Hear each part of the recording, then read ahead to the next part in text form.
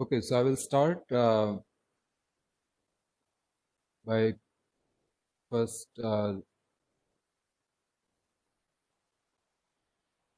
just quickly reviewing the topic that we had mentioned at the last portion of our previous session, which is that of the frequency of arrival estimation problem.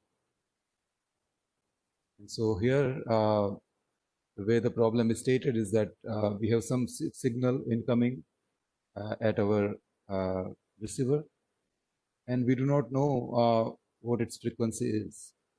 And remember, we have denoted the incoming signal frequency to be f0, and we are considering it to be a complex exponential signal oscillating at f0. And we would like to determine this f0. Now, this is a very practical problem. It's highly applicable in vast set of applications. I cannot overstate the importance of this problem, although it is written here in a very simplistic manner.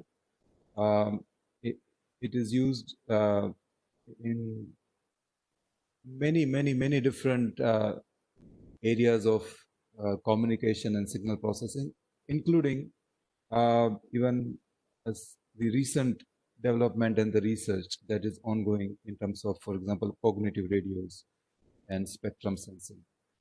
I'm not going to get into all of these possible application areas, but I still want to emphasize that I cannot exaggerate the importance of this problem. So this frequency of arrival problem is stated by using the same type of filter that we have been considering in this early part of the semester, which is this filter whose weights are also complex exponential weights. And what we do is we take this signal and pass it through the filter, and because of this relationship that now we have understood between the output of the filter and the input signal frequency, specifically the difference between the input signal frequency f0 and the filter frequency f, we have seen that only when f and f0 are same, meaning that the input signal is matched to the filter frequency, we get a very high output at the filter output. And if f deviates away from f0, then the filter output starts getting attenuated. So in context of these two filters, which are just rectangular pulses, if the incoming signal actually itself also is a DC signal, then this rectangular filter will pass it in the best possible manner. But the moment the input signal starts oscillating, the output gets attenuated. If its oscillation are not too much compared to the length of the filter, then the attenuation isn't that bad. But if the oscillations become inverse of the length of this rectangular filter, then the filter completely nulls out the incoming signal. And so that is the reason that we will use the output of such a filter to hopefully determine what this frequency of arrival is. If our filter output is strong, then we have a good idea that, well, the incoming signal is probably oscillating at a frequency which is the frequency of our filter, which we obviously know because we have designed that filter. If it is the filter output is small, then, well, we are probably quite a bit off compared to the incoming signal frequency. Now, when we talk about the filter output being large or small, we obviously cannot take the complex numbers because it's difficult to order complex numbers in terms of whether they are large or small. So what we do is we take the length of the complex number, or specifically the magnitude, and for sake of simplicity in the mathematics, typically the magnitude gets squared. Once you square the length, if the length is already large, it still remains large compared to something which is smaller. So squaring doesn't mess up the ordering of the amplitude levels. And so magnitude squared is a valid mathematical function that we can use for determining whether the incoming signal frequency is similar to the filter frequency or not. Furthermore, we are going to now start considering the input signal itself as sort of a random signal.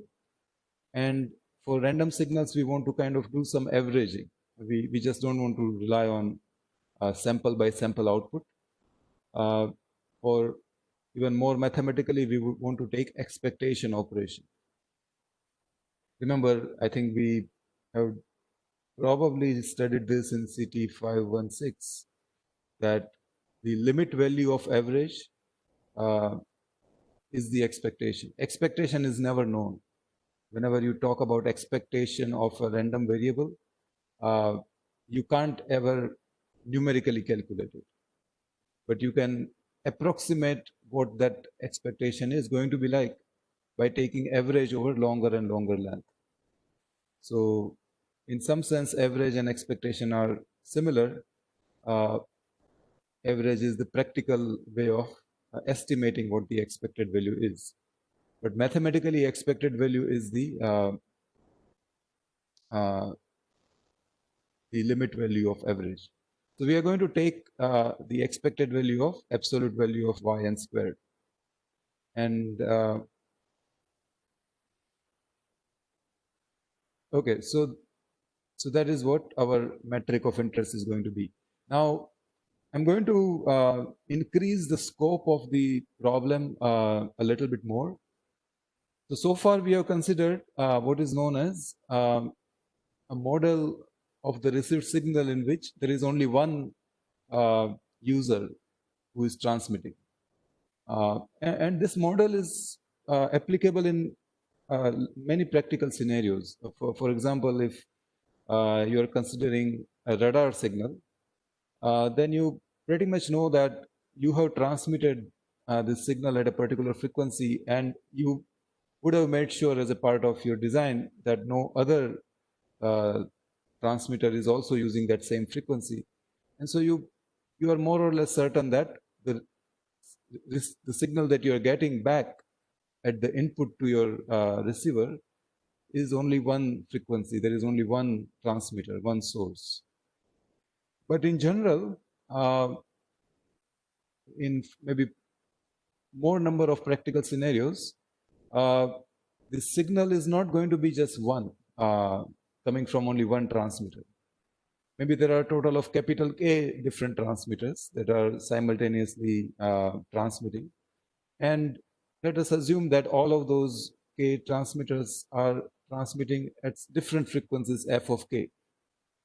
And so now we are going to consider a model where there is a multiple set of transmitters, total of capital K transmitters. And the kth transmitter is denoted by this subscript K or superscript small k. Okay, so this is the model of the transmitted signal. Now, there is one other change that I made here, which is that now my signal is not just simple complex exponential, but it also has some magnitude and some phase on top of the complex exponential signal.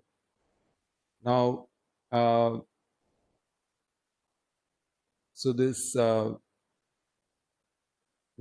n of k and phi n of k, they can be coming from the wireless channel, or they can actually be coming from the transmitter itself. As we have seen in the earlier semesters, when we use digital modulation techniques, the information gets transmitted by modulating either the amplitude or the phase or both of them. So this part here, the magnitude and the phase, you can think of it as the modulated information symbols. So now we are making our signal itself to be more realistic. It is not just a complex sinusoidal signal, but it has some additional modulation on top of it. And then our received signal, we are going to write it in this particular manner. We are also now going to include the effect of the noise, which is this vector u. So let me first refresh your memory regarding this particular model here. This is the main part. X of n is the summation from small k equal to 0 to capital K minus 1 of this quantity here. Remember that we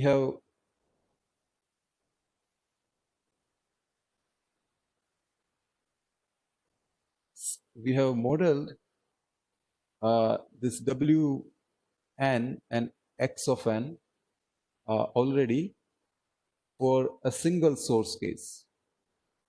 So our X of n here, for the case of just single transmitter, we have modeled it like this.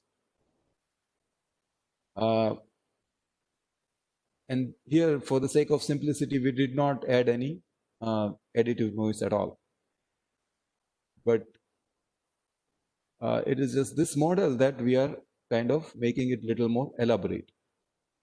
There are 2 or 3 changes we made. First of all, this f naught now has become f of k. Secondly, there are multiple such small k values going from f naught or k equal to 0 all the way to k equal to capital K minus 1, because there are k transmitters.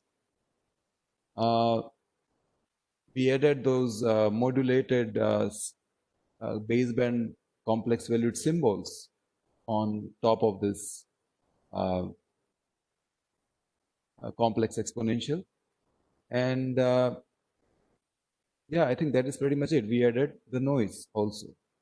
So it is just the extension of this model that is being shown on this slide. Okay, so this is what we are showing that X of n can be written as this summation. Now in this summation, because this different signals are coming at different frequencies f of k, our W vector also takes total of capital K different realizations. And so this exact summation here can also be written as this in this particular manner. So shouldn't it be Wn conjugate, Wn fk conjugate? Is it? No, I don't think so. So because we are taking Hermitian, so did we take conjugate over there when we considered single source? Probably not. Oh, yeah. Okay, fine. Yeah. Okay, good. No, well, let us see. We have a minus sign here, but that itself, that is what we are calling as W and F naught. No, sir. So when we are writing the expression of Yn, we are when we write this Wn f Hermitian into Xn, and we write this in summation form, then we will use Wn conjugate here also.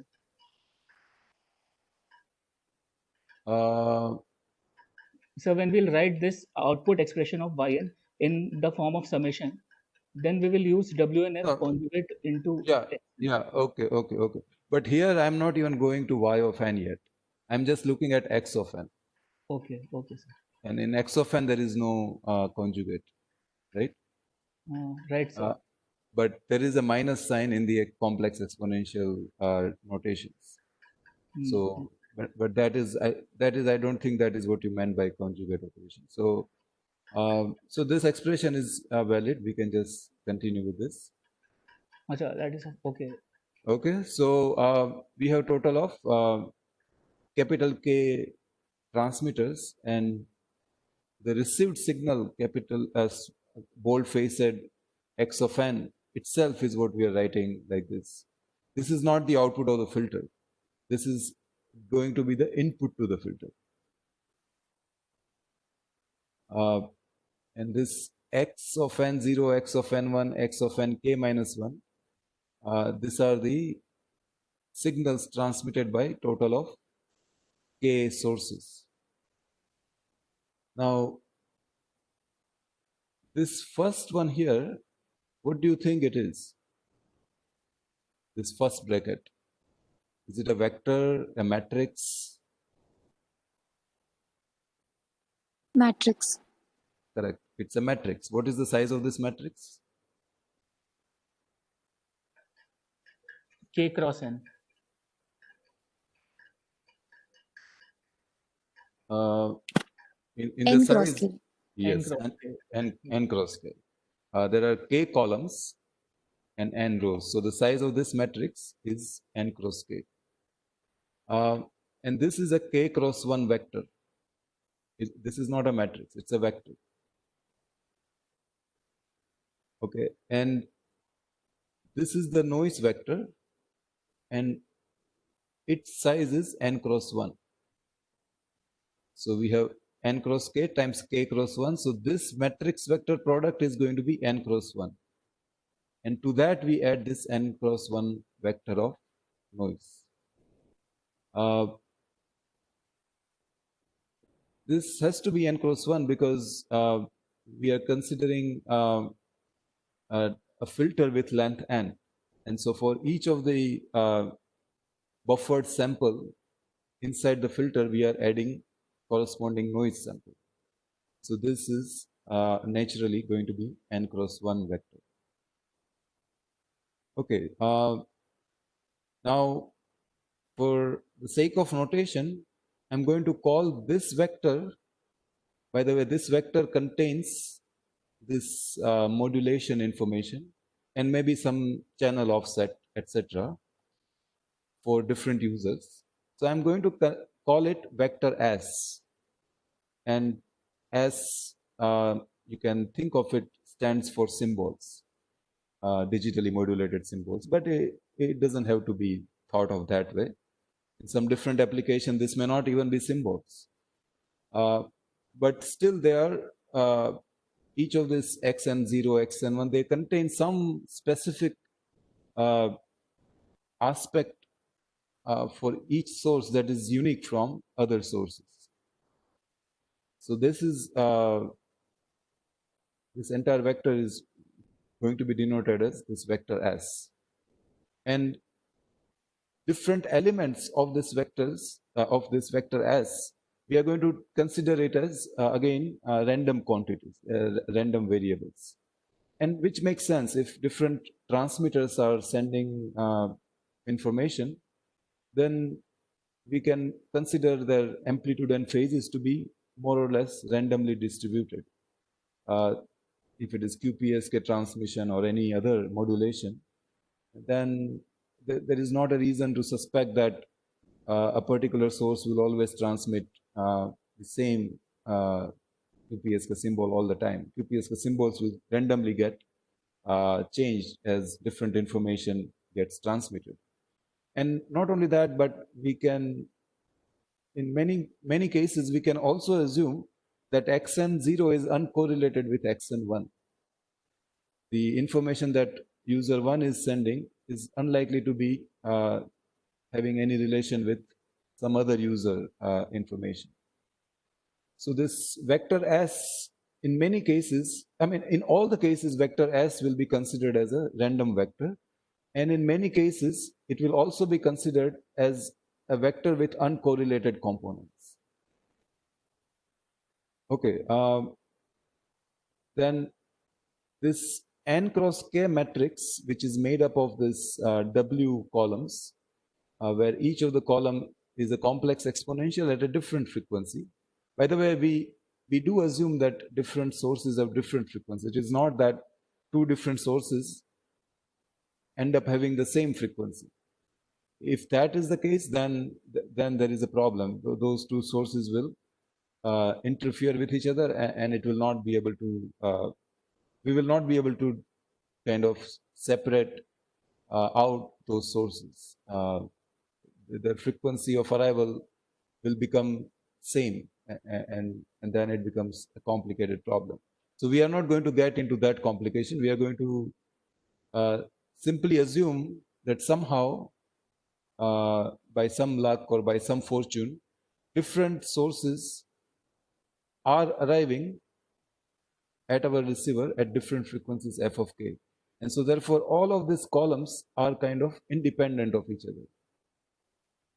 When I plug in different values of f in this column as columns of this matrix W, then I can show that these columns are all independent of each other. Putting it in another way, we can say that this matrix W has full column rank, meaning no two columns are exhibiting any linear dependence among each other. So this is our matrix W, and then U is simply this vector of noise. Okay, now in the linear algebraic terminology, what we would say is that these columns of W, remember there are a total of k columns of W. So these columns of W constitute k-dimensional subspace of an n-dimensional space. What is n? N is the dimensionality of the vector x of n. It is the length of our filter, of FIR filter. If we assume that capital K, which is the number of simultaneous users, is less than capital N, the length of our filter, then we can say that the columns of W take up only a part of this full space, which is n-dimensional. And we know for sure that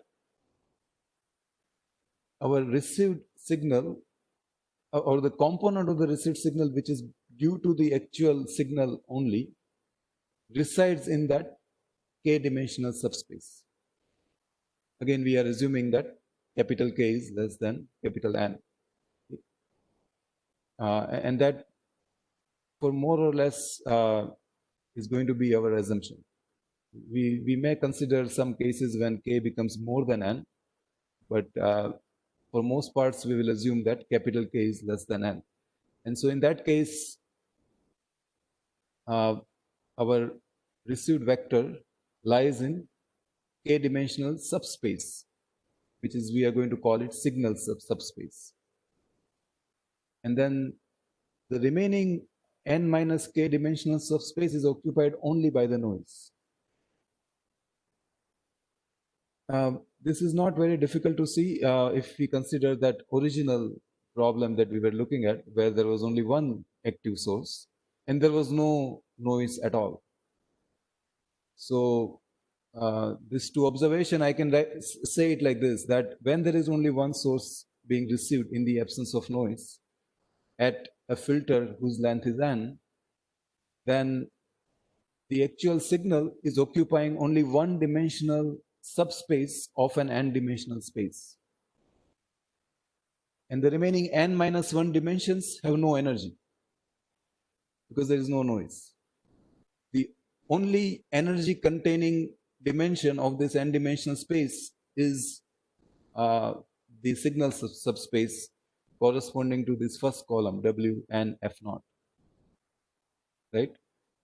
If I have two simultaneous users, now they end up taking two different dimensions of this n-dimensional space.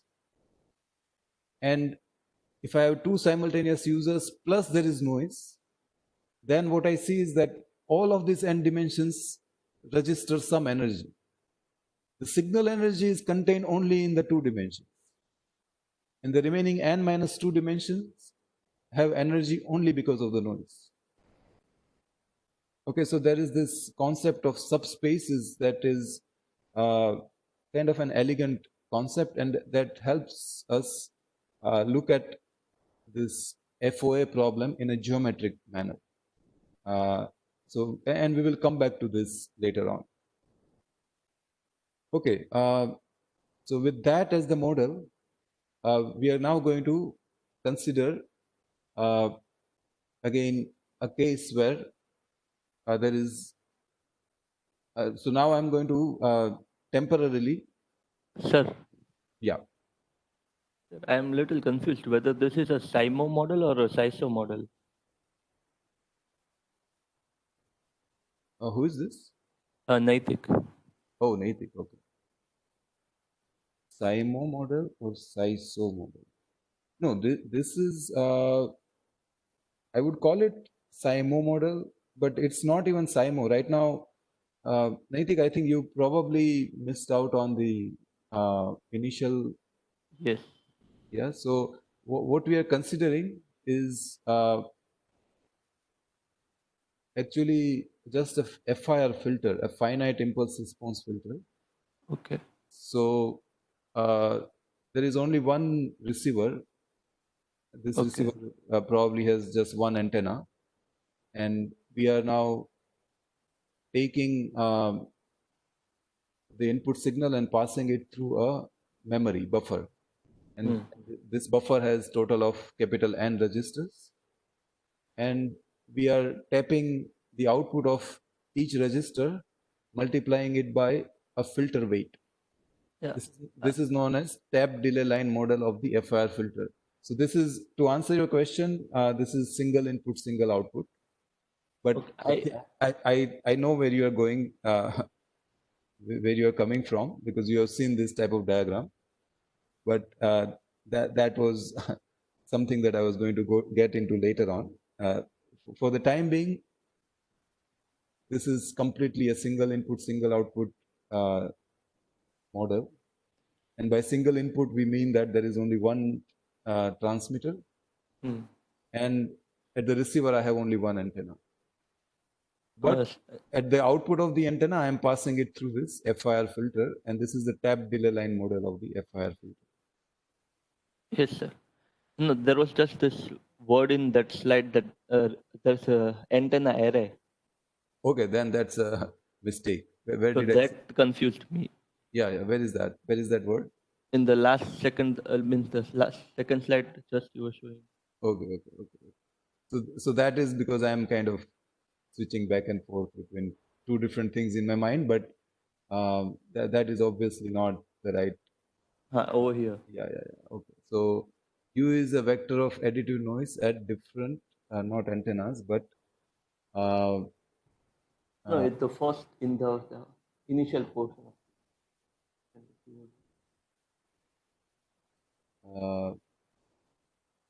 Filter memory register.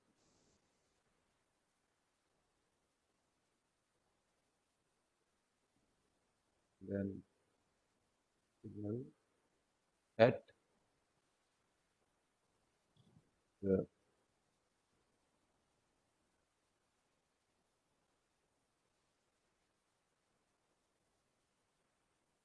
So thank you, Naitik. I think it's a valid point. I think you can see where I'm going to go with this. But as of now, we are strictly confining our attention to just only one antenna, not an array of antenna. And this, we are modeling it as the output of the filter. This is the input to the filter when there are k different transmitters. And we are going to look at the output of the filter when this input gets passed through the filter. Yes, I got that. Thank you. Okay, so now this part I think I need to again modify a little bit because I'm now kind of switching back to just a single source case. So I'll go over this slide which models the single source case, and then we will see how this needs to be modified when there are multiple sources. So when wait a second. No, I think it's fine. So this is not sorry. I have to take back what I just said. This is fine as it is. So this is our model of the received signal at the input to this FIR filter. And remember, we are processing the input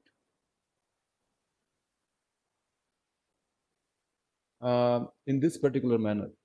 Our FIR filter is still denoted by this vector W f of n. I mean, just because our input has now total of k different sources, doesn't mean that our filter coefficient has also to change. As of now, we are still denoting our filter to have the same structure as before.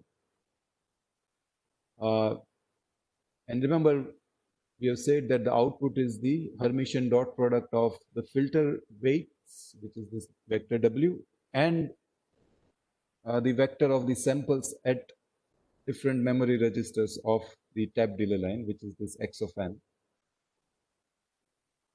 And we said that now we are going to take the expectation of the absolute value squared. And so absolute value squared is yn times yn conjugate. Yn is just this term here. When I do complex conjugation of yn in terms of these two vectors, I have to take Hermitian transpose.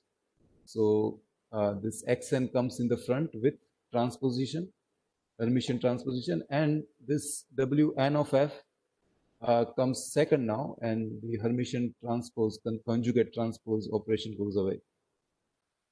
And then I take expectation of that entire term, because the filter coefficients are not random, they are deterministic. In that expectation, I can move the expectation operation inside the bracket and consider this expression as the expected value of yn absolute squared. Now, there is a terminology for this expected value of x of n Hermitian, and that is called the correlation matrix of the signal which is coming into our receiver. And so therefore, this expected value of absolute value of yn square becomes this expression. And I think we have seen this expression earlier, and I think we'll get into it in next slide. But before I do that, I want to state the expression, the formulation for this correlation matrix. It is expected value of xn Hermitian. And remember, x of n is this W. So if I do x of n Hermitian, I get W S Hermitian, W Hermitian, plus U Hermitian. So that is what I have written over here. And there is probably one step, derivation step that I have omitted here, where it is the same type of operation that I did. Capital W Hermitian, S Hermitian, capital W. In that, only S Hermitian portion is random, because capital W is just a matrix containing complex exponential phasor coefficients. So those are not, again, we are not considering that as random. And so basically I get the correlation matrix of the signal itself, which is pre-multiplied by W and post-multiplied by W Hermitian. Plus I get correlation matrix of the noise. There is one more assumption here, that the signal and the noise, this S and N, S and U, they are uncorrelated.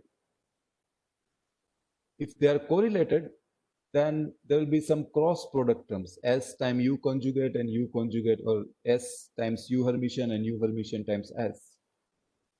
But the assumption is that when I take expected value, because they are uncorrelated, and their zero mean, they disappear. So there is one extra derivation step that I have not described here. So I'll make it a note. After few steps of derivation and assumptions, we obtain the following form. Now, I'll try to spell out this derivation steps when we meet again on Wednesday. But as of now, you can take this to be the expression for Rxx. We are going to assume that the samples of this vector u are uncorrelated and they all have the same energy, which is given by the variance of u, which is sigma square u. So RUU is most typically written as sigma square u times this identity matrix. Okay, now this correlation matrix, which is defined in this manner, no matter what x of n is or what s of n is, or how many, what is the value of capital K or what is the value of capital N, there is one statement about this correlation matrix that we can make, is that it is always going to be a Hermitian matrix. Basically, it is going to be a symmetric matrix, but the symmetry is in the complex conjugate sense. The elements which are on the opposite side of the diagonal, they are not going to be identical, but they are going to be complex conjugate of each other. So I'm going to give you a new lab later today. And in that, I think maybe the first experiment that we will do is just we will simulate ourselves. We will make up our own x vectors. We can have k equal to 1, k equal to 2, however many different values of k we can think of. And then we'll try to see whether we can ever make up a correlation matrix that is defined in this manner. Can we ever make up a correlation matrix that is not Hermitian? So that is the experiment that we will be doing as the first exercise of the lab. And after just a few attempts, you will realize that it's not, what you are trying to do is impossible. You are never going to be able to come up with a correlation matrix which does not obey this symmetry structure. Okay, so this correlation matrix is Hermitian matrix, and now we are going to look at the properties of the Hermitian matrices. Okay, so I think one property we have already looked at last time, that whenever we are talking about a Hermitian matrix, if we form this scalar product, which is A Hermitian Rxx A, then it is going to be real valued and it is going to be non-negative. And the proof of that we have discussed in our previous lecture, that the reason why this A Hermitian Rxx A is going to be real valued and non-negative is because ultimately that A Hermitian Rxx A can be written in this form here.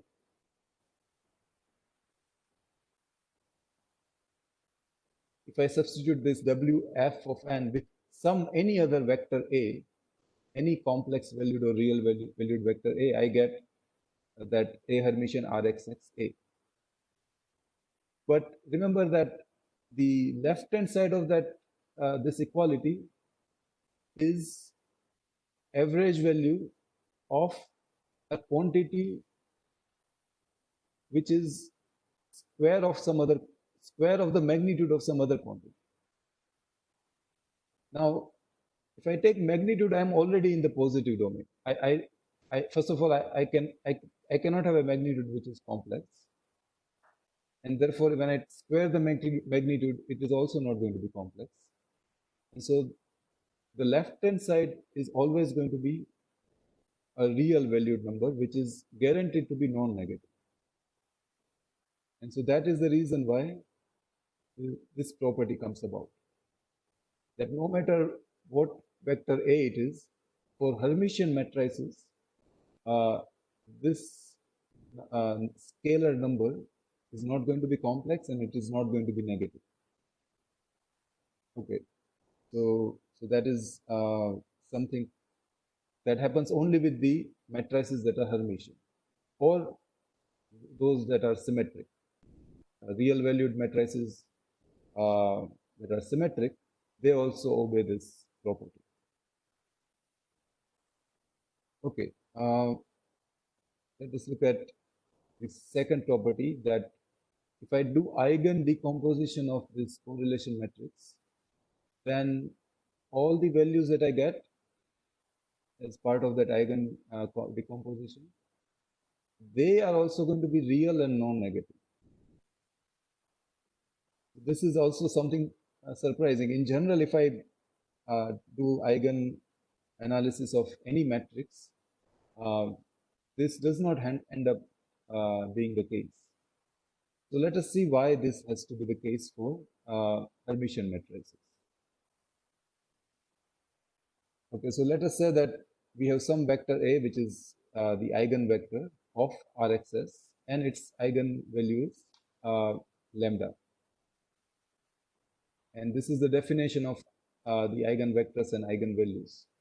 If I right multiply Rxx with the eigenvector, I get the eigenvector back multiplied by the eigenvalue.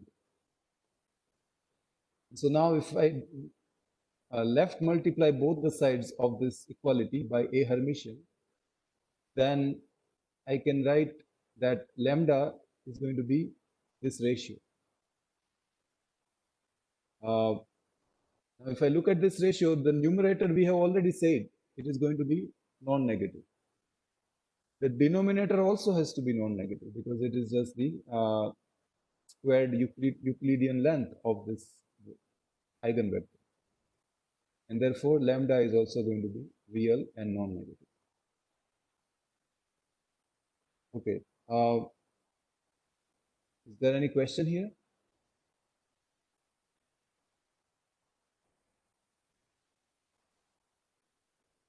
So let us look at this particular equation in little more detail.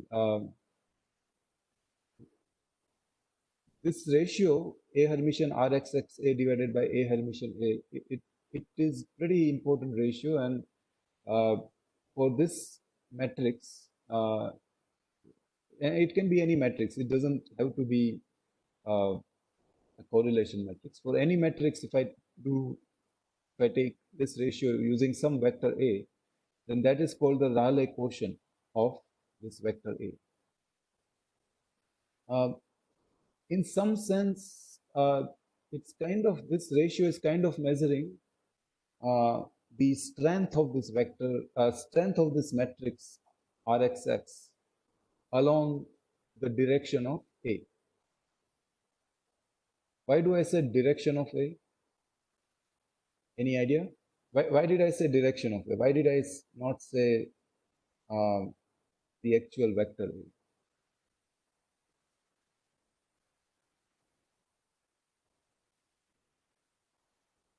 Because it is scaled by this lambda. I mean, no. I'm looking at the second paragraph. In the second paragraph, there is no lambda. And in the second paragraph, this A is not necessarily an eigenvector either. It can be any vector A. In the first paragraph, yes, it is A is eigenvector, lambda is eigenvalue. I'm talking about the second paragraph, where I'm saying that if I do take this ratio for some vector A can be any vector, then in some sense I'm measuring the strength of this matrix along the direction of A.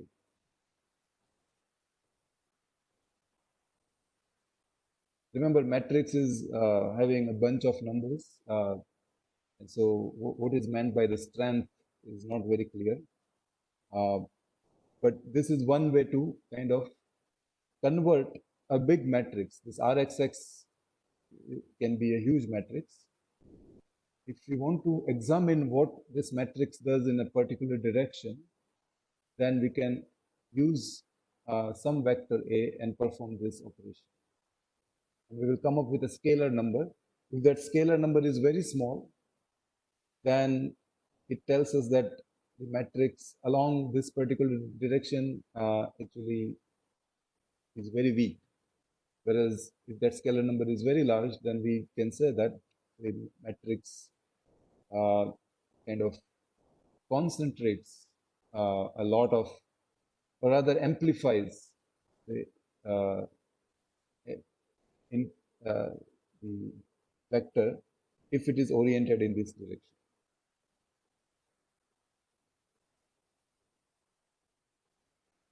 But my question is why am I saying that it's a direction that matters? Okay, well, the answer is simple. This A Hermitian A, I can obviously write it as square root of A Hermitian A, right? Basically, I'm breaking this A Hermitian A into two components. Square root of A Hermitian A times square root of A Hermitian A. That first square root of A Hermitian A, I am going to lump it with this first A. And the second square root of A Hermitian A, I am going to lump it with this second A. What happens when I take any A and divide it by square root of A Hermitian A? What do I get? Unit length. Correct. I get a vector which has unit length. Basically, I just get the direction component of the vector. The magnitude component goes away.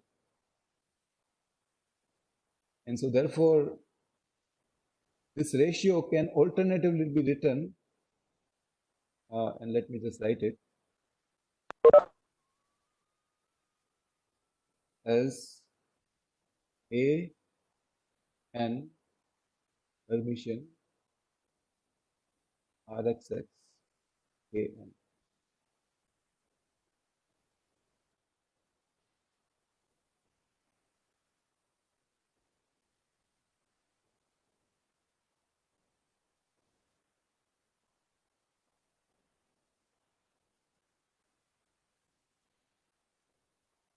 Okay, where A n is equal to A divided by square root of A Hermitian A.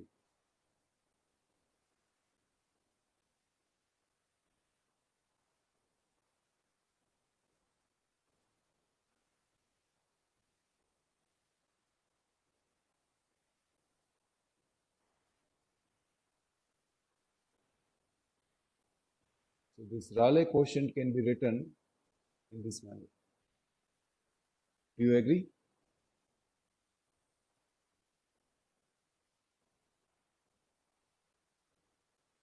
Does this make sense?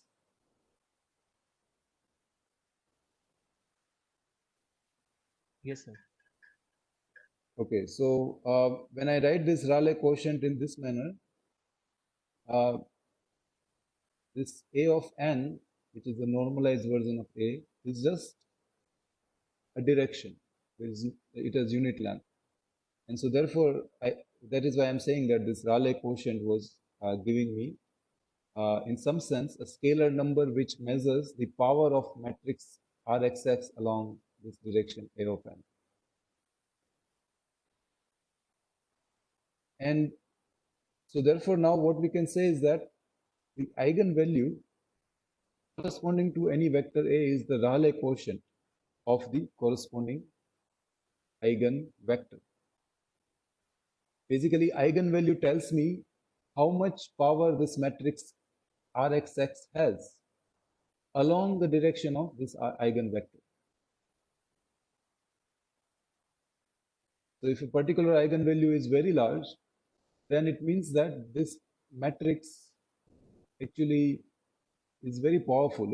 It kind of amplifies any vector which is aligned to that eigenvector direction. On the other hand, if the eigenvalue is 0, then we can say that the matrix is along the dimension, along the direction of that eigenvector, the matrix kind of nulls out the energy. Okay, so let's move on. Let's look at the next property. So this is again a very curious property of the correlation matrices, that if I pick eigenvectors of this Hermitian matrices that correspond to different eigenvalues, as long as I pick two eigenvectors whose corresponding eigenvalues are different. Remember, eigenvalues are all going to be either 0 or positive. So as long as I make sure that these numbers are distinct, then I'm guaranteed that the corresponding eigenvectors are going to be oriented 90 degrees in this n-dimensional space. So let us look at that, and here we are going to make use of the previous property. Okay. So let us say that there are two eigenvalues, lambda I and lambda j, and we are requiring that they are not the same. And the corresponding eigenvectors are a of I and a of j. So for a of I, obviously this first line holds. And now using the first line, if I pre-multiply both the sides of the equality with a Hermitian of j, then I obviously get the second line. Okay. Now, because this RXS is Hermitian matrix, what I'm now going to do is I'm going to repeat this same equation for the vector A of j, eigenvector j, and then I'm going to do Hermitian transpose of both the sides. So when I do Hermitian transpose of the left hand side, I get A Hermitian j times RXX Hermitian. And when I do Hermitian transpose of this right hand side, I get lambda j conjugate AJ Hermitian. But remember, lambda j is real from the previous property. It's not complex. So if I take complex conjugate of lambda j, I still get lambda j. And so the right hand side is this. Also, the left hand side, because of this RXS being Hermitian, can be written in this manner. So I think here also I should add a note that and I should say that lambda j is real value from 2. Because of these two reasons, I get the second line. And now I'm going to post multiply the second line with A of I. And so I get this third line. Okay, so I have equation 1, which says that if I do AJ Hermitian RXX AI, I get lambda I AJ Hermitian AI.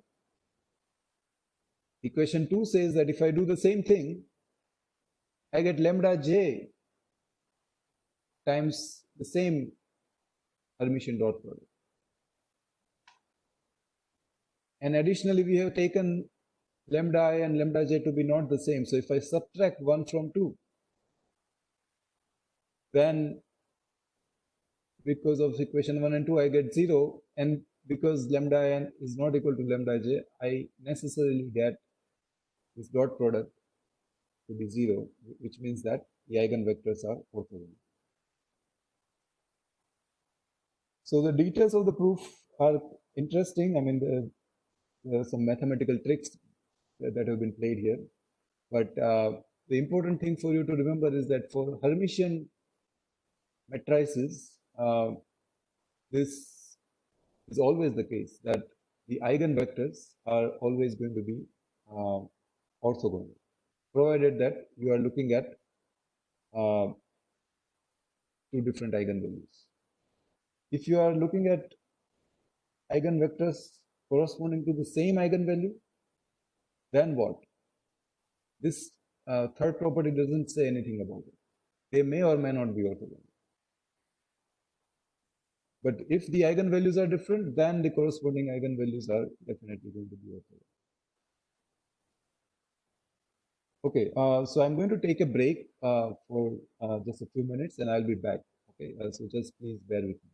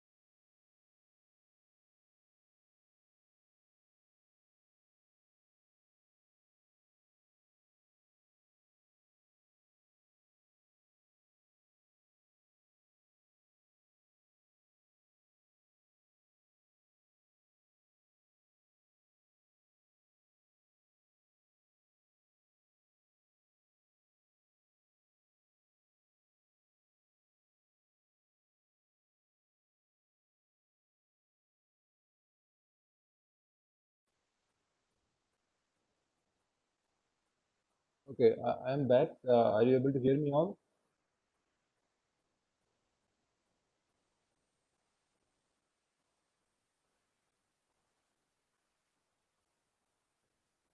Am I audible? Yes, sir.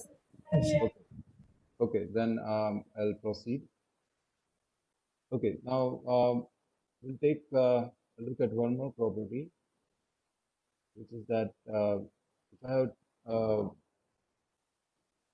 okay, I think here I made a notational mistake. Our correlation matrix has a dimension of n cross n. For some reason, I have written it as m cross n. So I'll try to correct this mistake in the updated version. So let us say that this correlation matrix has this particular size n cross n, and if I collect all of its values as a diagonal matrix. This diag operation takes this set and turns it into a diagonal matrix.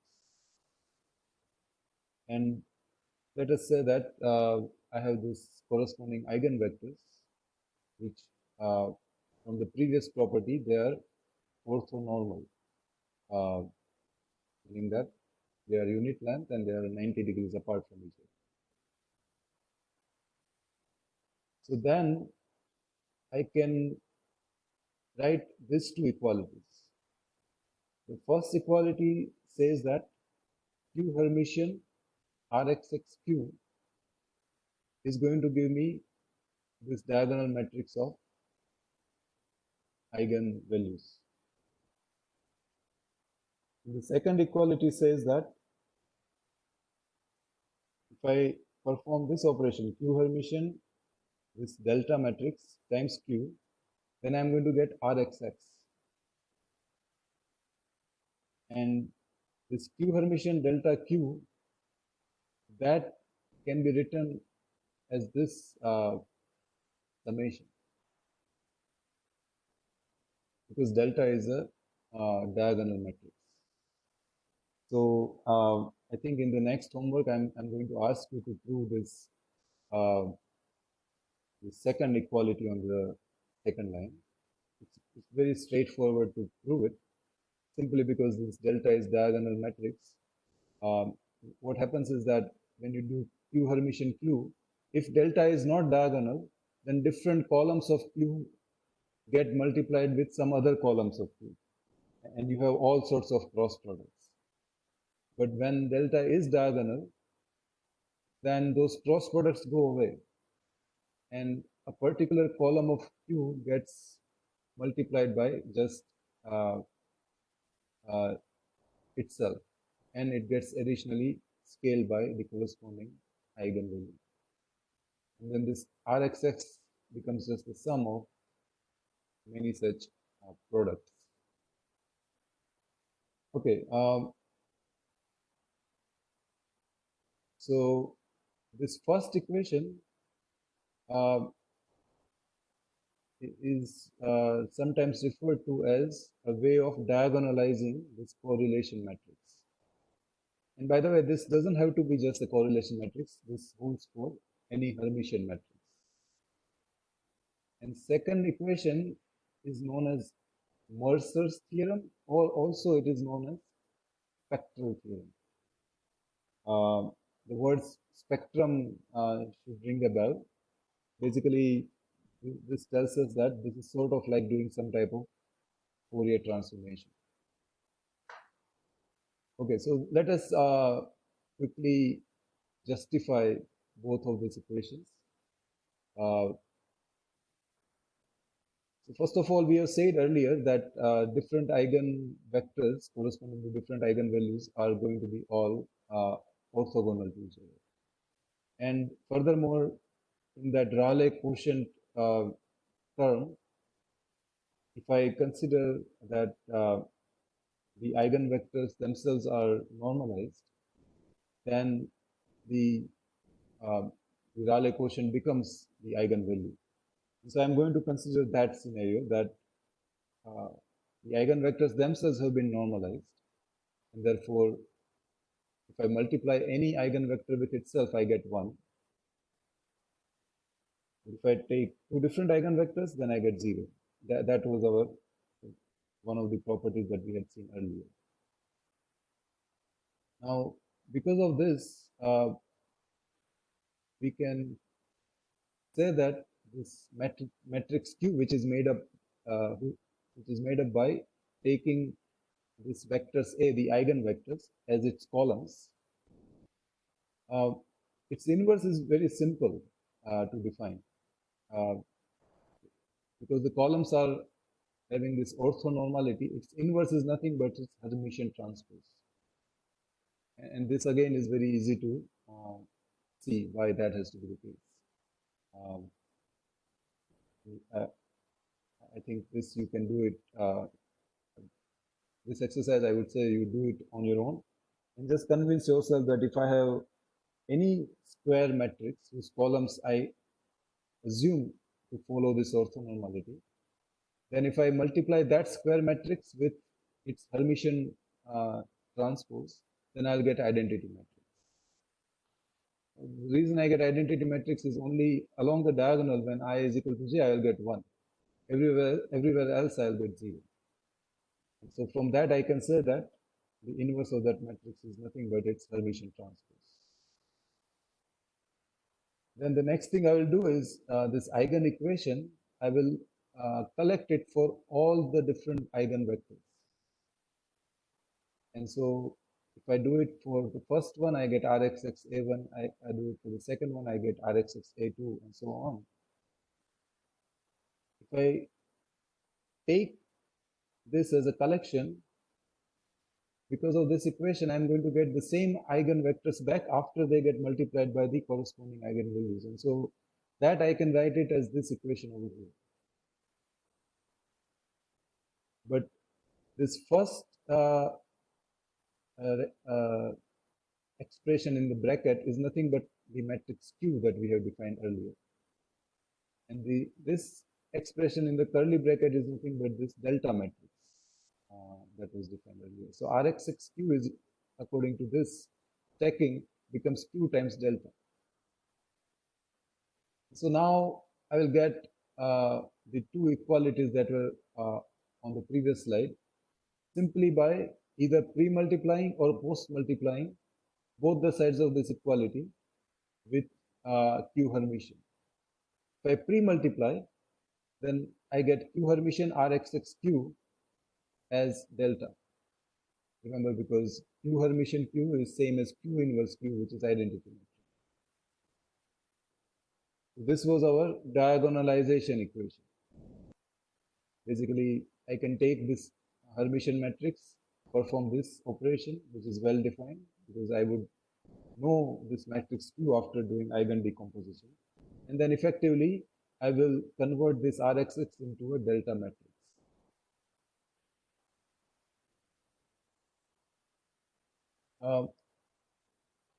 So this diagonalization is important in the sense that it allows us to think of this Hermitian matrix, this correlation matrix, essentially as a diagonal matrix. Basically, by some transformation of Rxx, I can convert it into diagonal matrix. And obviously, diagonal matrices are very simple, because whenever I multiply a vector with a diagonal matrix, all that happens to the vector is its different elements get scaled by the entries along the diagonal. So it is sometimes very hard to analyze the effect of Rxx on a particular vector. But if I can somehow think of Rxx essentially as just a diagonal matrix, then a lot of those complications just completely disappear. So this is a very powerful way of thinking about a particular matrix. And then the second equation on the previous slide I get by post-multiplying equation 3 with Q Hermitian. And then as a result, what I get is Rxx as that summation of AM times AM Hermitian after it is weighted by the corresponding eigen value. Okay. Now, you may recall that in CT516, toward the second part of the semester, we studied the Ofdm technique. Ofdm, as you know, is used in 4G and LTE systems, and it is also a candidate for the 5G modulation. The reason why Ofdm has gained so much attention is because of this equation over here. Basically, now this Rxx is not a correlation matrix, but it is the channel matrix. And by some simple modification at the transmitter, by adding essentially what is known as cyclic prefix, we can turn the channel matrix into what is known as circulant matrix. And it turns out that if the matrix is circulant, and we had defined circulant matrices during that time in CT516. If you do not recollect, I would say circulant matrices have only first row which is unique. All the other rows are just circular shift of that first row. So if the matrix is circulant, then what happens is this matrix Q, which we have considered to be a matrix formed by eigenvectors, itself becomes the discrete Fourier transform matrix, the DFT matrix or FFT matrix. Basically, it becomes a matrix of our W vectors, Wn of F. Except now F takes values of 0, 1 over n, 2 over n, 3 over n, and so on. Basically, the values of F for which the complex sinusoid is periodic.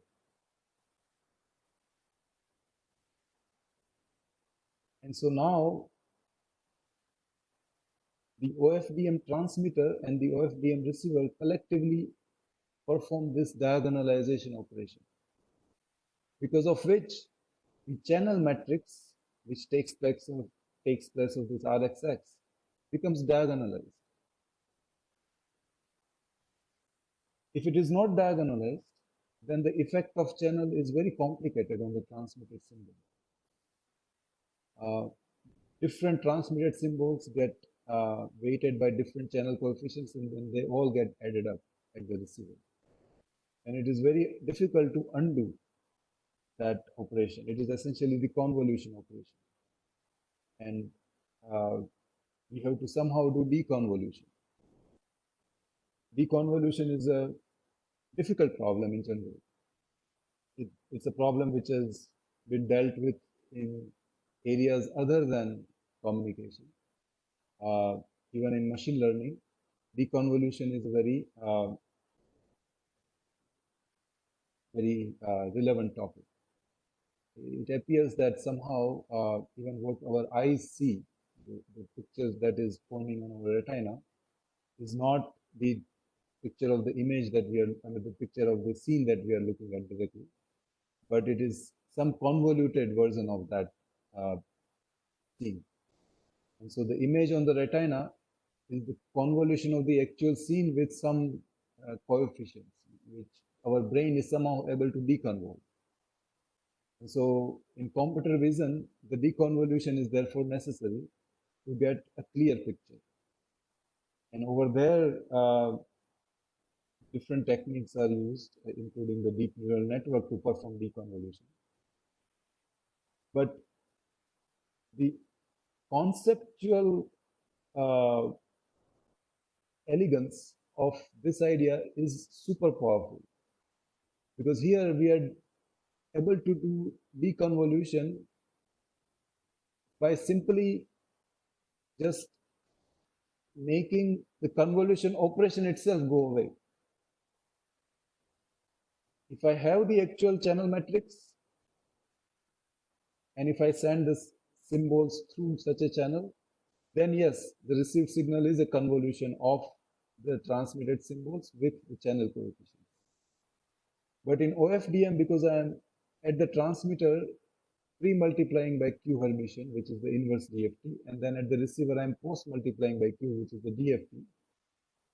So OFDM transmitter and receiver together kind of diagonalize the effect of the channel matrix, which therefore becomes just a diagonalizing operation, not a convolution operation.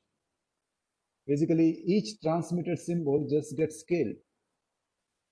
It is not getting kind of mixed up with other transmitted symbols. And so convolution is not happening, just scaling is happening. And it is very easy to undo the effect of scaling. You just multiply by the inverse of that scale. So that is the basic secret sauce of OFDM. And I hope that you have grasped that. There is this nice, beautiful mathematics that is underneath that OFDM principle. I'll take a moment here to say that I have sat in many different interview panels during my tenure here at the IICT. Different candidates and different applicants who would appear in the interview, and they would say that their research topic is OFDM. I would ask them to explain why OFDM works, and without exception, I have not seen a single candidate give me an answer which shows to me that they have understood this linear algebraic reason behind the success of OFDM. Okay, so now it is already 11:30. Can I take some 5 or 10 minutes more, or you have some other commitments?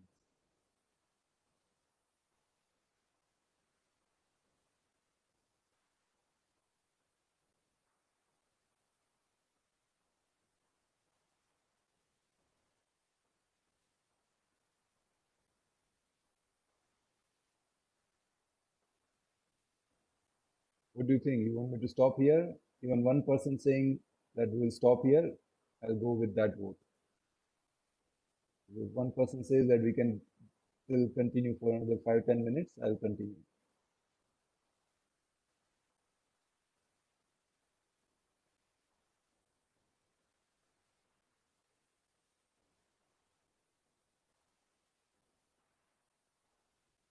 Are you all there? Okay. Somebody else? Yes, sir, we can continue. Okay, good. Fine. So I'll go by that, and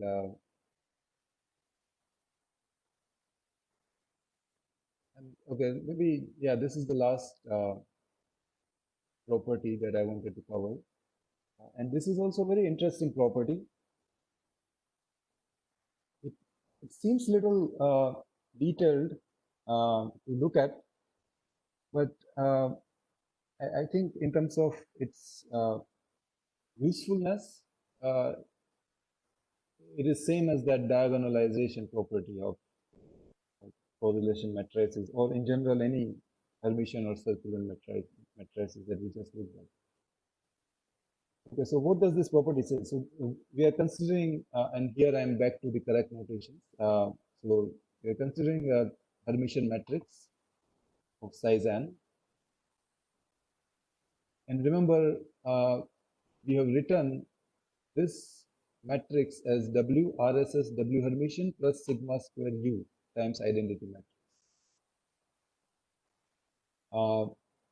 And this model is applicable for our FOA problem, where there are total of k different sources, and we are forming the correlation matrix using capital N discrete time samples, which are given as this x of n, vector x of n. So let us understand what we are doing. We are getting the signals coming in at our receiver. We don't know what this individual frequencies f of k are. And we don't know what this modulation information x of k of n is either. But we are, because we have the access, we have the availability of these vectors x of n, we can form the correlation matrix. How can we form the correlation matrix? Basically, we will collect this vector x of n. We will do xn times xn Hermitian. that will give me a very crude estimate of correlation matrix. Correlation matrix is not just simply xn times xn Hermitian for one particular vector x of n. It is the expected value of that. And remember, we have said that we can approximate the expected value by average. And so what we will do is we will take multiple incoming sample vectors for different sample indices n. And for each of these vectors, we will do xn times xn Hermitian. And so we'll get a square matrix, n cross n square matrix each time. And then we will just average all of those and all of those matrices. Let me maybe I should write it down just for the sake of clarity.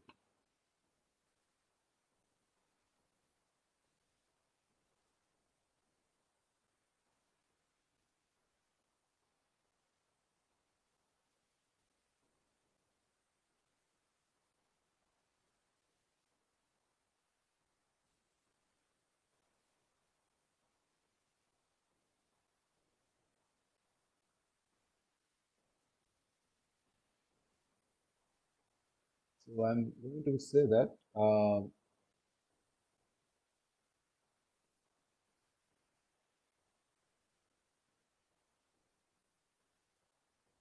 this RXX matrix, which is the correlation matrix, we can form an estimate of it at the receiver because we have the incoming samples. The way we are going to form that is we are just going to collect each of these vectors, and for each vector, we will do this x of n Hermitian, and then we'll sum up all of these matrices that we get.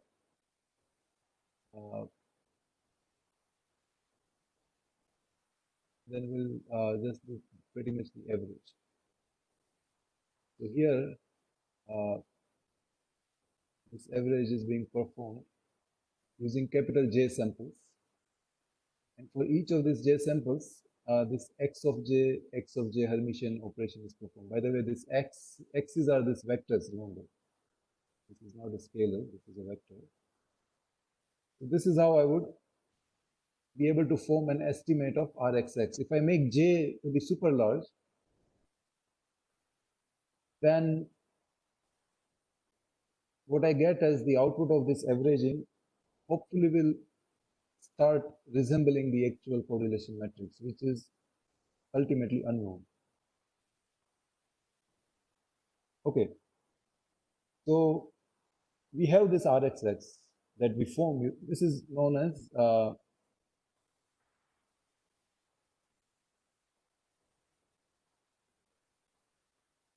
estimated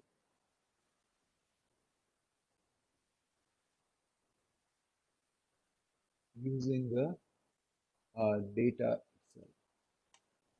So here we are not relying on any kind of external help. At the receiver, we are getting the signal and we are forming this RXX using the signal itself. So at least in the formulation of RXX, we are using what is known as unsupervised technique. We don't need any supervision. We don't need any training. It's sort of a blind way that we are operating as of now. Okay, so we got the estimate of RXX. Okay, now let's proceed. So we have said this earlier that we take this capital K to be typically less than n. And now we are going to, because we have estimated RXX, we are going to do Eigen Analysis on that. And after we do Eigen Analysis, we get this total of capital N eigenvalues. We are going to order them. The first eigenvalue will be the smallest, then the second largest, and so on. Now, if I can estimate RXX perfectly, meaning if suppose somehow I got RXX exactly, then what I can say is that the first n minus k eigenvalues in this sorted list are all going to be equal to this sigma square u. So that is one statement that we are making. And the second statement we are making is that the corresponding eigenvectors, so a of n minus 1, a of n minus k plus 1, these are the eigenvectors corresponding to the first n minus k eigenvalues. These are going to be orthogonal to each of this w f of k. Okay? So these are the two important claims that we are making. And together, they provide us some information which is quite useful. Let us see where this first claim, if it is correct, why that helps us. Suppose if we do this Eigen analysis and then we sort the numbers like this, then we will actually see, starting from the smallest to the next largest to the next largest, if we keep on going, we'll find that all of the values are the same. Instead of this equal, less than or equal to sign, for first n minus k numbers, all of them will be equal. So we'll just take those equal numbers and we will, from that, we'll be able to determine what the power of the noise is.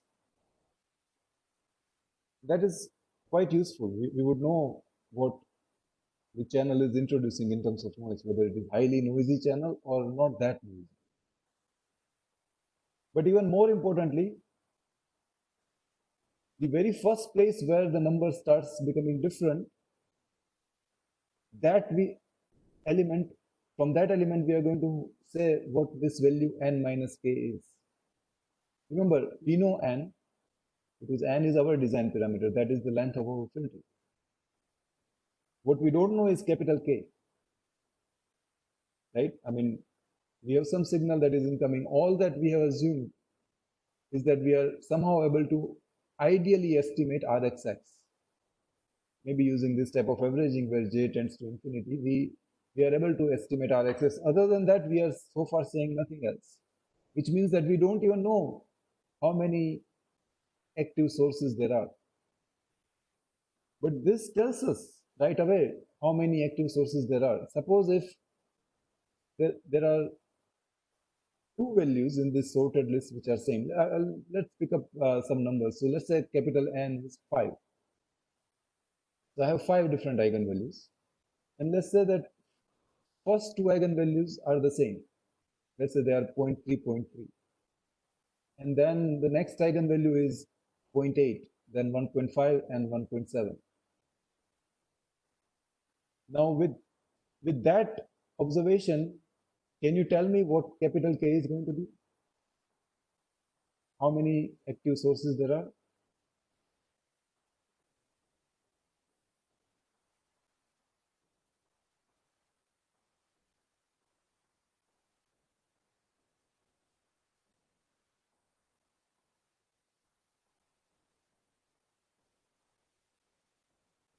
Did you understand the problem, the question I asked? Naimishi said 2, no? So can you repeat it? Yeah, that is what I said, right? That there are 5 eigenvalues.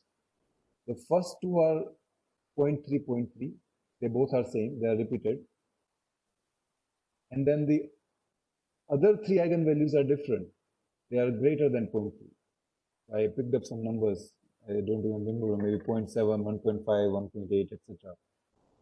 I'm asking you that given this property phi dot A, can you tell me how many active sources there are? Joel says 4. Why 4? Nemishi gave the right answer. It is 3. 3. Yeah, Bibin is saying 3 also. So it is obviously 3 because we said that the first n minus k eigenvalues are equal. That number is 2, so n minus k is 2. N is 5, so k has to be 3. Does it make sense?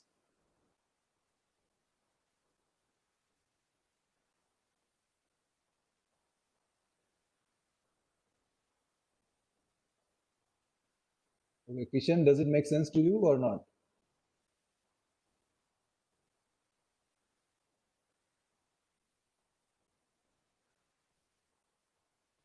Okay, Kishan is fine. Komal, what about you?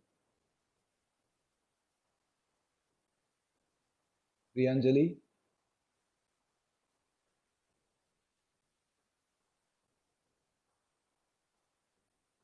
Are you there? You can type on the chat window, or Komal is fine with that. So basically, that is why this first property is quite useful. It's very useful to figure out how many sources are present, because then, for example, if you want to filter out each source or something, do something about it, we at least know what type of problem we are dealing with. The second property is even more useful. And why it is useful, we will get to it maybe in subsequent lectures. But what that property says is that these eigenvectors that I found of Rxx by doing eigen decomposition, they are 90 degree to each of this Wn of f of k. Basically, using these eigenvectors, I can somehow force this W of n of f of k in a very specific manner. And what manner it is going to be, that we will talk about it later. But here I want to bring your attention to that concept of signal subspace that we had talked about earlier.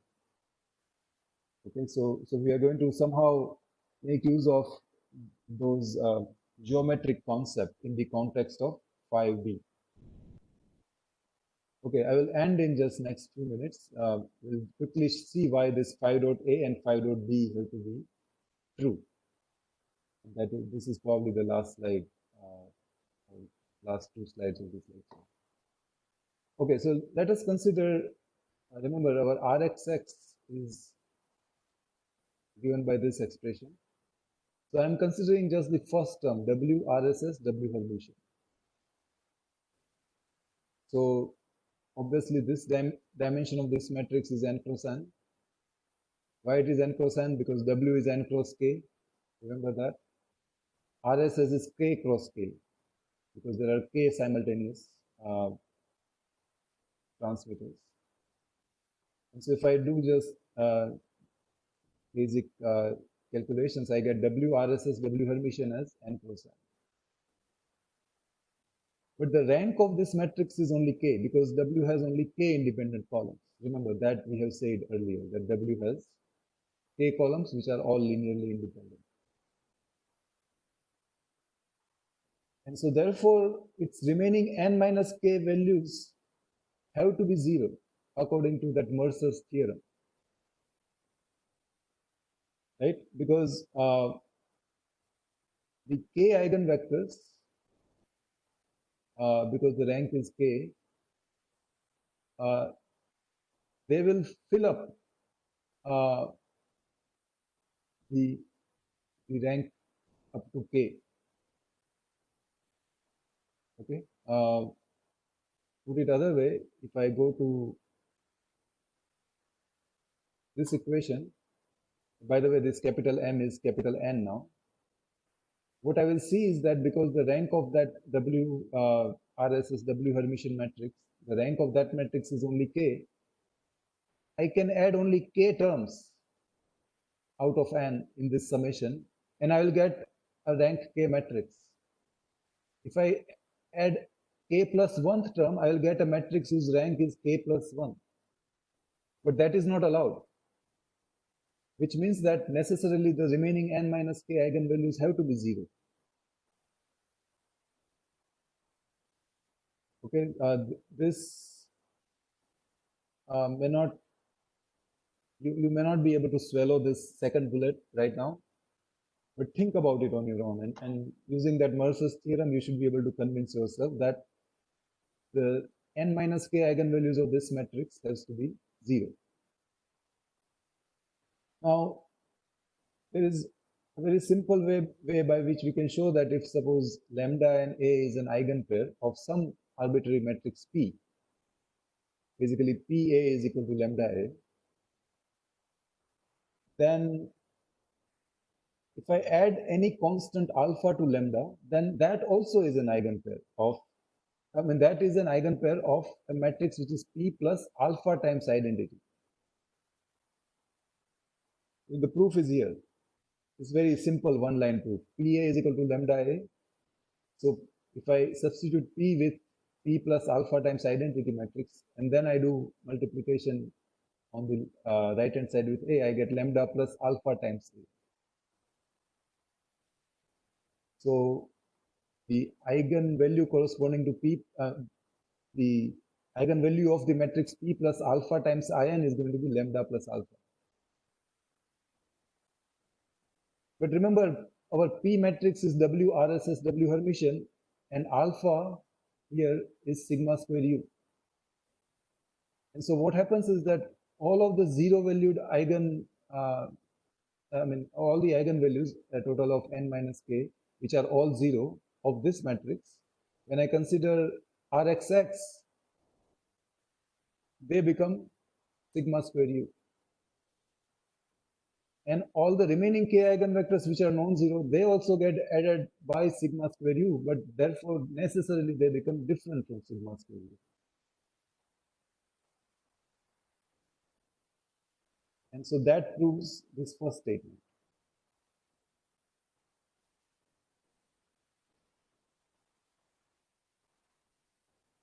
I don't know if this is you have absorbed this or not, but I'll put this slide later today on our Google Classroom.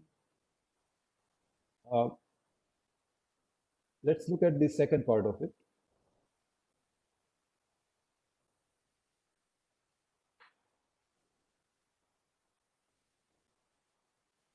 Okay, so we are going to collect this n minus k eigenvectors corresponding to this eigenvalue of sigma square U, and we'll call it a matrix capital V. Obviously, it has n rows and n minus k columns. Now I'm going to multiply Rxx with V. Rxx is this form. So Rxx times V is going to be sigma square UV.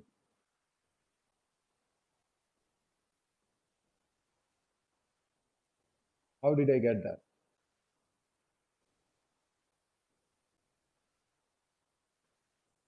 Can anybody tell me quickly why this second bullet came about?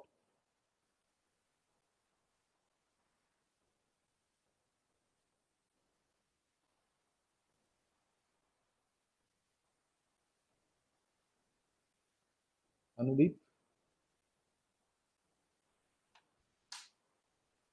Nidhi? Soumya?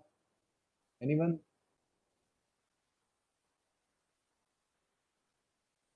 I'm asking, how did I write this equation on the second line?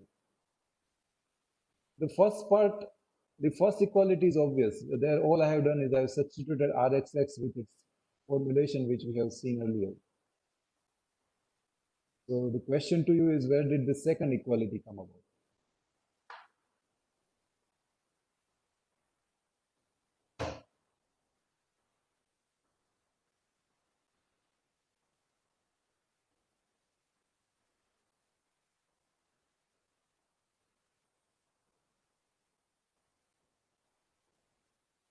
What are the columns of V?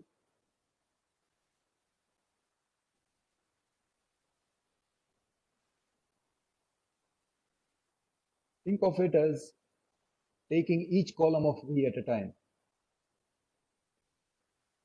What happens if I take each column of V at a time in this second bullet?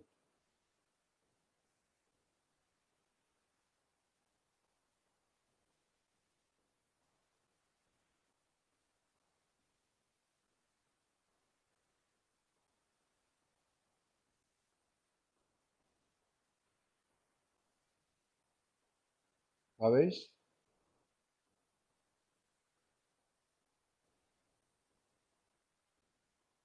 This is not Harushi. What do you think? Where did I get this second equation?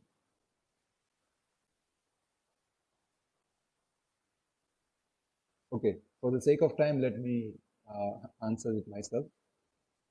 The second equation is nothing but the equation of Eigen analysis. If I take Rxx and multiply by A of n, I get A of n back multiplied by the eigenvalue.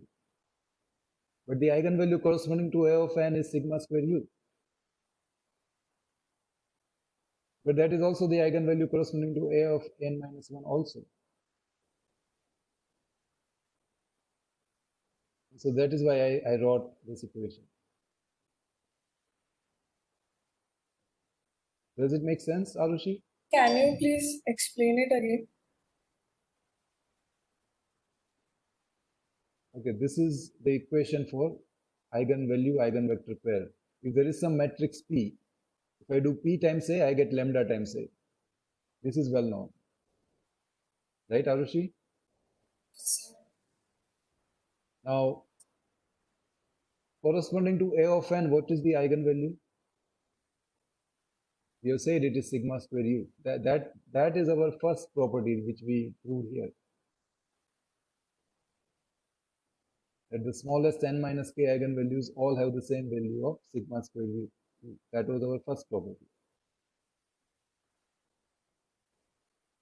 The second property says that if I take the corresponding eigenvectors, what happens? So that is all I have done here. I have taken, I have made use of this formula, PA times lambda A, where lambda is sigma square u, and A is all of these column vectors. PA is equal to lambda A. Except I am collecting all of those A in this matrix V.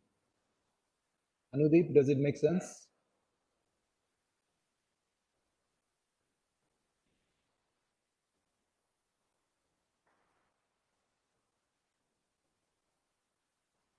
Okay, Anudeep is fine with that. I'll take one more vote. Divya, what about you? Did you get this second equation? Okay, Divya is fine. So for the sake of time, let us move on. So now the rest of the proof is simple. If you look at this second term and the third term on this equation, from that you can obviously conclude that WRSS W Hermitian times V has to be 0, because it's just this sigma square U times V itself is the second equality. So the first term obviously has to be 0. And because of that, we can say that W Hermitian V also is going to be 0, because W times RSS cannot be 0. It has linearly independent columns. So the only way that I can make this equality correct is if I say W Hermitian V is 0. But remember, W Hermitian, or yeah, W is actually having columns which are each of these vectors small w n of f of k.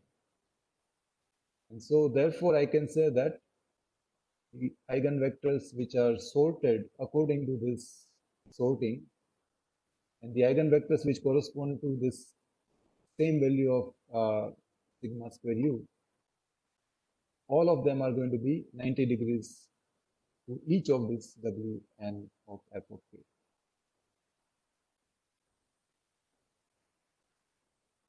So anyways, I'm going to stop here now, and we'll take this up as a lab. We are going to take each of these properties and put it in MATLAB and see that it is not just that the math is correct, but we actually will see that is how it comes out in the program also. And then later on, we are going to make use of this properties to solve this FOA problem. Okay, so with that, I will conclude. If you don't have any questions, then you can log off.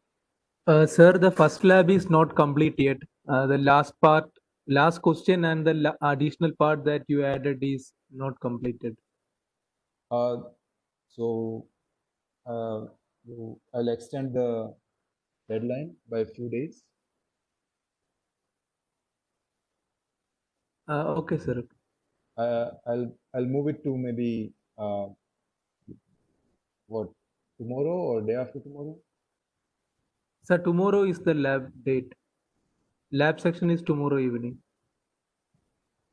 I'll move it to tomorrow midnight, so that then I will give the next lab also day after tomorrow, in which you will do this correlation matrix, study of the correlation matrix. Sir, keep it day after tomorrow, so they'll get some time to prepare the report. Fine. Day after tomorrow is fine. Okay. So I'll see you on Wednesday then.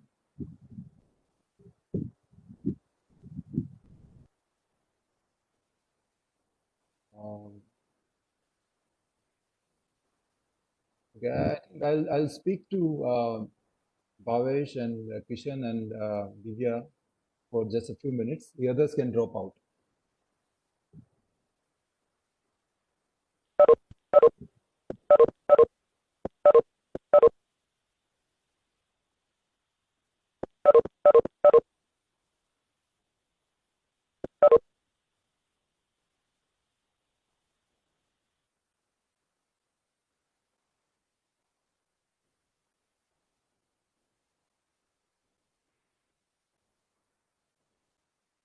Priyanjali, can you drop out, please?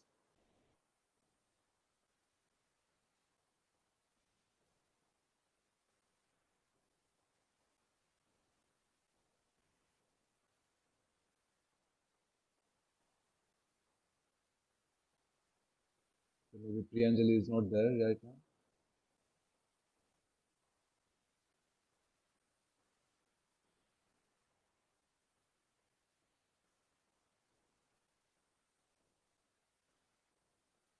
Okay, so I think I will be logging her out.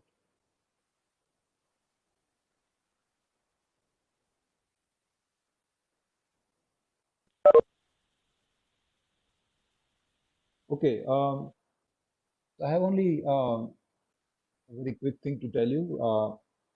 This was at the back of my mind, but I never got around to doing so. So this is regarding this GRF position that was there, for which you all three applied, and I think Professor Rajiv Das would have already talked to you about it. But from my side, I feel kind of disappointed that we could not take you as a JRF for this project. I mean, apart from the formality that was there in terms of the interview session, which was needed for logistical reasons, for each government project, I mean, for a government-sponsored research project, this interview has to be conducted. It's a requirement. Plus, it's a requirement of our human resource department also. So we had to go through that motion. But otherwise, there was no doubt in my mind. I would have wanted one of you, because there was just one position, to join you as the JRF. And the reason is very simple. I already know you. I have seen your work in the previous semester, and I know your capability, your dedication, sincerity. And so I would not even think about hiring anyone else to do this important research work. So if it was up to me, then I would not have floated this advertisement at all. I would not even have conducted any such interview. I would have just called all three of you to my office, and I would have said, I have one position. You among three of you decide who wants to join. But that is the way I would have liked to do, and that is the way actually it happens in a lot of the research universities, especially those that are abroad. There, some of these red tapes and bureaucratic procedures are not there. Even in a government-sponsored project, it is entirely the prerogative of the PI and the co-PI to hire whosoever they want without conducting any interviews. I mean, when I was a graduate student, that is how I got hired. Nobody conducted my interview. My advisor just called me to his office and said that, here, I have this research associate position. I want you to take it. Are you willing? I said, yes. And that was all there is to it. So that is how I would have done it. And absolutely no question of even asking anybody else.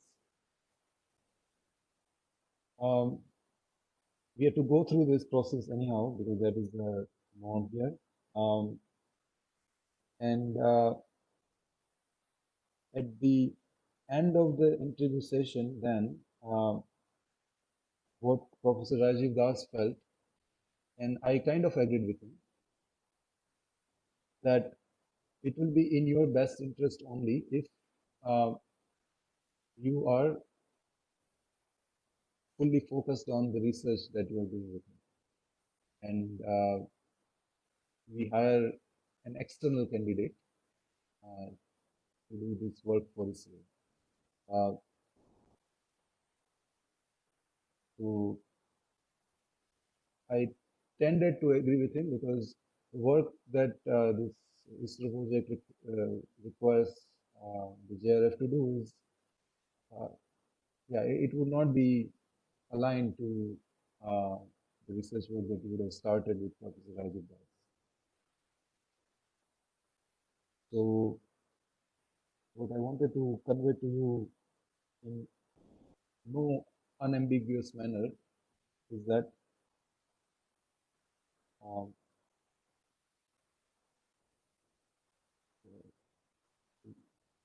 you should not even have a moment of thought that you did not get selected for this JRF position because we found a candidate which was more suitable than you. Absolutely not. Yeah. So as I said, if it was entirely up to me, and by the way, I am not even PI on this project. So as a co-PI, my hands are even further tightened. But yes, as a co-PI also, I could have made that decision. With Professor Rajiv Das, it would not be any problem at all. We would be completely fine with it. If this bureaucratic procedure was not there, I would have just not asked anybody to appear for the interviews. In a practical sense, when this final decision was made, in a way, it kind of reduced some load on my mind, to be quite frank with you, because all three of you had applied, and I didn't know who to say yes, because I would have to say yes to only one and not to the remaining two. So in a way, it kind of, I was thinking that that other problem was solved. Instead of saying yes to one and no to other two, this way that question doesn't arise at all.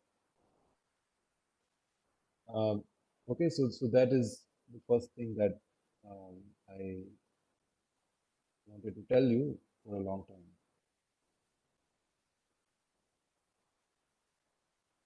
Do you have any comment to make?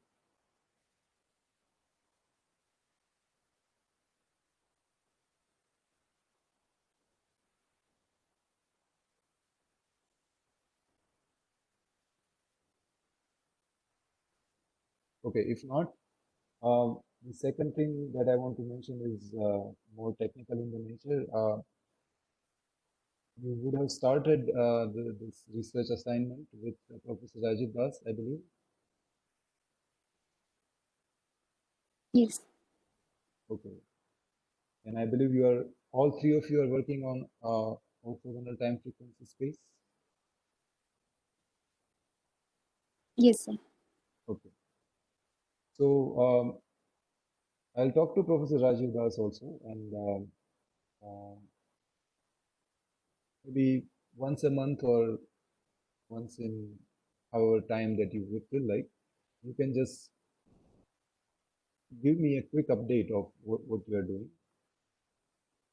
It's not for my benefit, but in case if I can help you in some way, then I'll, depending on how much time I get to see your presentation or your report, and if I have something to say about it, I'll just give you a quick feedback in case if that ends up helping you. Okay, so as you know, I am kind of the co-advisor in this setup, and although I will not be driving the direction of your research, I think for me to be justified as a co-advisor, I should at least help you, if I can help you, in the progress of the work that you are making.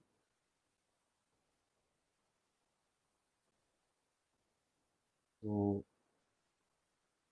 you can keep that in the mind. I am available in case if you want to discuss something, if you have a question that you want answered. I mean, obviously, you talk to Professor Rajiv Das first, and then if you want some different perspective on it, which I may or may not have, but I just wanted to tell you that feel free. You are welcome to talk to me also, as and when you feel like doing so. If not, then it's fine with me also. If you don't approach me, so it is up to you. One thing though, last thing I will tell you is that as a part of this OTFS, there are some good papers, that, almost type of seminal type of papers that have been written in the past. One paper was by a researcher named Bello. I think his first name is Philip, but I could be wrong. So have you come across this paper by Bello?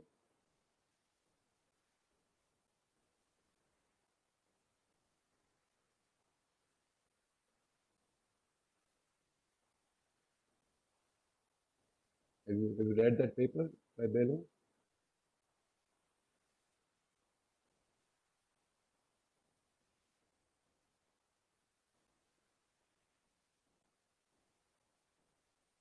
His name is Bello.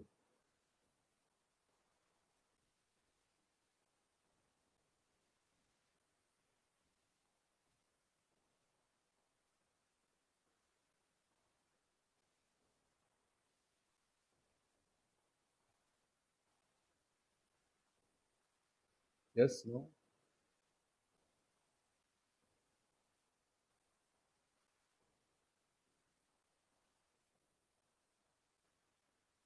No. Okay. There's another good paper. His name is Bernard Fleury. Have you come across this paper by Fleury?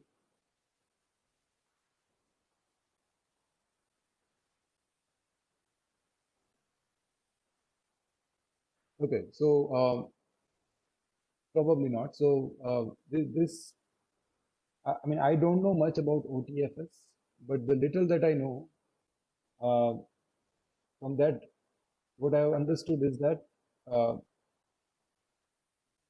you would need to first appreciate this two-dimensional Fourier transform model of the channel. Am I correct?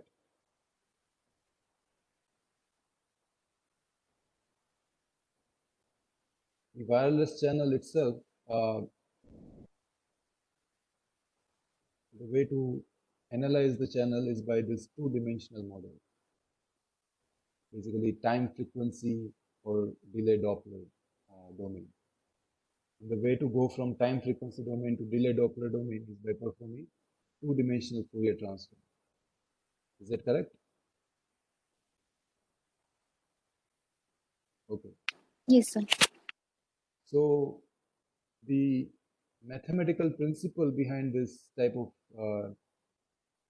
channel model and looking at the same channel from different perspectives is very nicely explained in these papers by Bello, which was written, I think, maybe 50 years back, and this other paper by Fleury, which was written more recently, but still maybe about this 20 years back. So I will try to find those papers. I had studied those papers long ago. I'll try to find those papers and I'll give it to you and also to Professor Rajiv. So I think that should kind of help you gain a perspective on this channel modeling. Okay, so that is all from my side.